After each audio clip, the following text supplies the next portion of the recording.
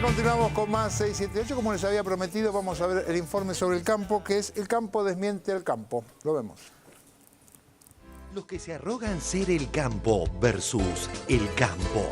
Se realizó una edición más del evento que patrocinan Clarín y La Nación, Expo Agro, y la realidad desmintió a los que quieren hacer política. Le comentaba a Mariano que estuve esta semana en la Expo Agro, alicaída, la Expo Agro, lo que claramente es una crisis en el sector enorme.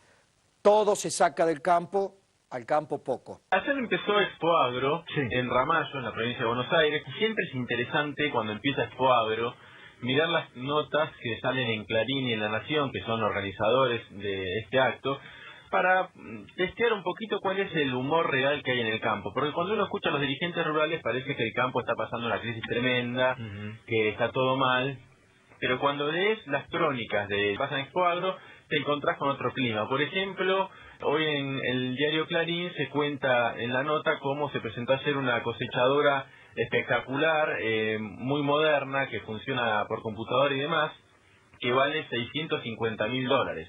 Es un precio muy alto.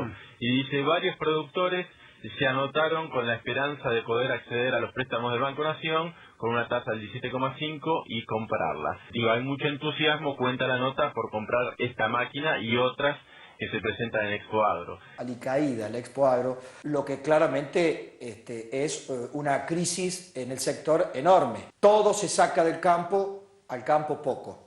También se destaca que hay mucho entusiasmo y que las perspectivas son muy buenas. La verdad que esto lo que marca el diario Clarín es que hay un clima en el campo que no se refleja cuando los dirigentes agropecuarios plantean la situación del sector. ¿Cuánto caímos en la producción de trigo? Las peores siembras los últimos 2 años, en más de 100 años, de cuando los campos se araban con arados tirados por caballos. Las peores en 110 años. Tenemos la peor cosecha de trigo de la historia argentina. En el diario Clarín, el 4 de enero de este año, el trigo, una aplanadora. Los rindes de este año, que hasta tocaron los 9.000 kilos por hectárea, mostraron su gran potencial. Las peores en 110 años. Todos los que vayan a participar de las elecciones del 2015 dijeran, sacamos las retenciones y vamos a liberar las ventas de trigo, bueno, ese señor el año que viene en junio sabe que va a cosechar con un nuevo gobierno, que le está marcando el camino a una política que vino, a un gobierno que vino y dijo, nos vamos a apropiar de la renta agraria, la consecuencia que estamos viviendo hoy, ¿no? La verdad que esto lo que marca el diario Clarín es que hay un clima en el campo que no se refleja cuando los dirigentes agropecuarios plantean la situación del sector. Recordemos el gran hallazgo del profe Romero que, en sintonía con el titular de la Sociedad Rural, La Nación, aconsejaba especular para generarle un daño al Estado argentino, o sea, a todos nosotros. Suplemento agrario de campo de La Nación. Ahí dije, me sumerjo ahí, vamos a tratar de entender qué es lo que pasa con los precios y la culpa, quién tiene la culpa del aumento de precios y a ver si podemos entender un poco mejor el tema de la inflación. Dice que, por ejemplo, que para vender maíz habrá tiempo. Está bien explicado, dice, para vender maíz ya habrá tiempo. Dice, el futuro del precio del maíz pareciera más promisorio que su presente. Dice, o sea, no venden, recomendamos, directamente, continuamos recomendando diferir por ahora las decisiones de venta. Eso tiene una consecuencia para las finanzas públicas, ¿eh? Por eso es que estamos viendo en el campo este tipo de imágenes todo el tiempo. Esto porque no sé bien qué, ¿sabes qué es esto? Estos son silobolsas, se llaman. Acá guardan los granos, una vez que lo cosechan, en lugar de ir y venderlos, ¿qué hacen? Los guardan acá, ¿para qué? Para poder especular. Todos los que vayan a participar de las elecciones del 2015 dijeran, sacamos las retenciones y vamos a liberar las ventas de trigo, bueno, ese señor el año que viene en junio sabe que va a cosechar con un nuevo gobierno, que le está marcando el camino.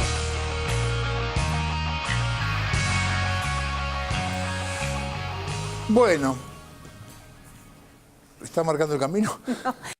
Sabés que estaba mirando el informe y pensaba, la columna de que hizo hoy, le doy el crédito porque la trajo mi compañero Ali Jaladi y Sebastián Premisi de la Radio a la Mañana, y contaban que las propuestas de los referentes políticos de la exposición que fueron a Expo Agro, ¿no? Entonces se juntaron un grupo de asesores económicos del PRO, del Frente Renovador, de los de la Unión Cívica Radical, y si vos lees, son todas no pagar impuestos. Ese sería el planteo. Son 30 propuestas, ¿no? Dice, eliminación de retenciones y trabas al comercio, la recuperación del renatre, o sea, quieren volver al renatre del Momo Venegas. Recuerdan que fue, digamos, sacados por la nueva ley de peón rural que equipara los derechos de los trabajadores, etcétera.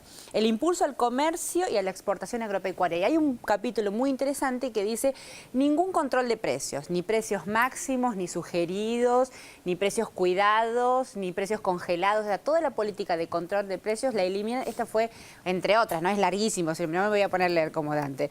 No, pero es las 30 propuestas del grupo de referentes políticos en Expo Agro. Es libertad. Básicamente no queremos pagar impuestos. Eliminación de retenciones, no se pagan impuestos y no controlan los precios. Llama la atención, digo, porque el diario La Nación, yo me acuerdo, el día que asumió Francisco, había una columna de Roberts diciendo que la redacción habían llorado, ¿sí? que estaban conmocionados, etcétera.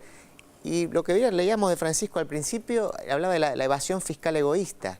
No, es el mismo diario. Por ahí lloraba por otros motivos. Ah, puede ser por otros motivos. Pero... No, pero aparte de esto que dice Cintia, es una historia casi clásica de la Argentina moderna, digamos. Esta idea, este proyecto que triunfó a fines del siglo XIX de que el país giraba en torno a la gran propiedad de la tierra, y aún con todos los cambios productivos, tecnológicos, se habla de que no existe más la oligarquía, llamémosla con el nombre que se quiera, pero siguen defendiendo el mismo programa que justificó el golpe del 30, que justificó el golpe del 55 y del 76, para no nombrar todos los otros, para nombrar los tres más clásicos. Si uno relee los diarios de 1975, esto que Cintia está comentando, que decía hoy Premisi, es lo que pedía la mal llamada hoy oligarquía. Y fíjate que todas las cuentas de Chevere llevan al primer centenario. Bueno, claro, quieren volver a la carroza de Onganía, entrando. Claro. Hay una palabra que se regia, entrando con caballos tirados y todos aplaudiendo. Es la aristocracia que quiere volver al campo. Perdón. No, estamos conversando. Lo que más me entristece es que esto lo pueden escuchar comerciantes minoristas, trabajadores, que les descuentan impuestos. ¿Cómo le decimos que tenemos que mantener a estos muchachos? Que ellos no quieren pagar, que quieren tener un mercado libre, que nos quieren seguir metiendo la mano en el bolsillo con el mercado libre, que nos quieren seguir llevando y empujando que volvamos a tener otro 2001. ¿Cómo le decimos a toda esa gente? Pague su impuesto, total el campo no paga, el impuesto lo tiene que pagar usted. Usted cuando llegue a fin de mes no le alcanza, no importa, el campo no paga impuestos. Bueno, ahí hay una palabra que estás repitiendo, que se adueñaron, se apropiaron desde inmemorial tiempo, y el lenguaje es muy potente, es que es la palabra campo. Uno debería renunciar a definir al sector como campo, porque es adueñarse de algo que no les corresponde. Es una propiedad intelectual, una propiedad afectiva. Entonces, esto nucleó en aquel tiempo de las retenciones, o contra las retenciones, a mucha gente humilde, que incluso es explotada por el campo, por los que trabajan en el campo. Entonces, la idea de que el campo es una entidad en sí mismo, por eso los suplementos se llaman campo. Es una aceptación cultural que no logró el kirchnerismo desmontar. No es fácil sacar de la cabeza esa idea de la palabra campo. La palabra campo es otra cosa que no tiene nada que ver. Puede ser paisaje, puede ser un contexto histórico, pero no es el de los productores, el de los oligarcas, ni nada por el estilo. Si nos educaron con la composición de la vaca, Orlando.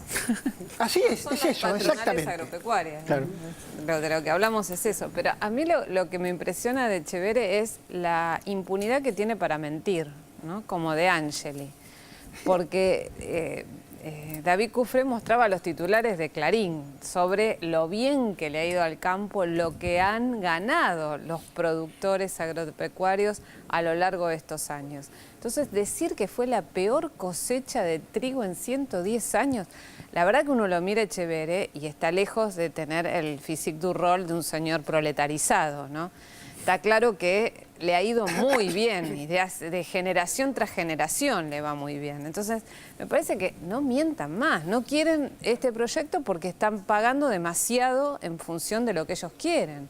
Pero está todo tan mezclado, tan bastardeado, que uno ve que en Expo Agro la semana pasada estuvieron todos juntos. ¿Cómo se llama el chico este que fue, ahora es diputado nacional? Martín Lustó, el autor intelectual en su momento de la 125, y sí, tiene menos de 40. Él dice que fue más libre que lo que pensaba hacer Moreno.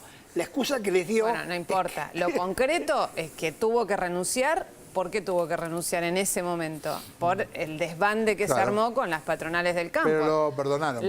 Con Cobos, el señor del voto no positivo, con Moyano, que estaba del lado a favor de la 125. Entonces, ahora, y lo más gracioso de todo en esta gran mezcolanza, en este collage que es la política opositora en la Argentina, es que Elisa Carrió se ofendió porque lo recibieron a Moyano. Ella, que trató en su momento de subirse al palco del acto cúlmine de la protesta en Palermo, ¿no? Agropecuaria en Palermo, y no la dejaron, ahora lo reciben a Moyano porque es un neoaliado de Massa, el nuevo bendecido de este sector, y la dejan afuera a ella.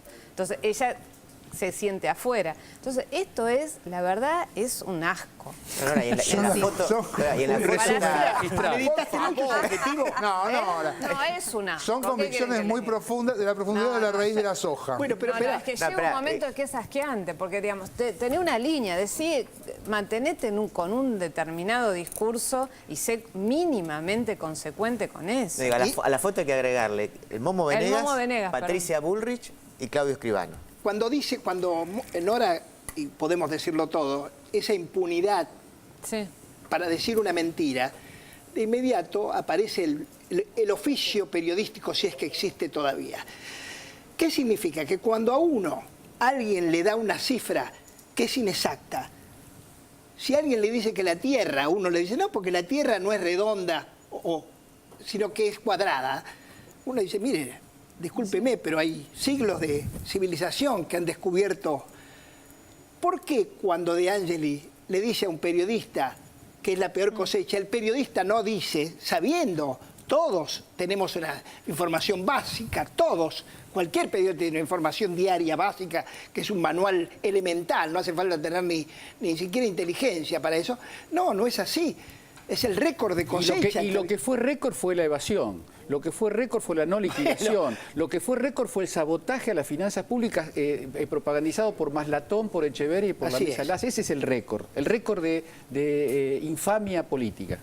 Y tengo que hacer una pausa y después volvemos con más 678.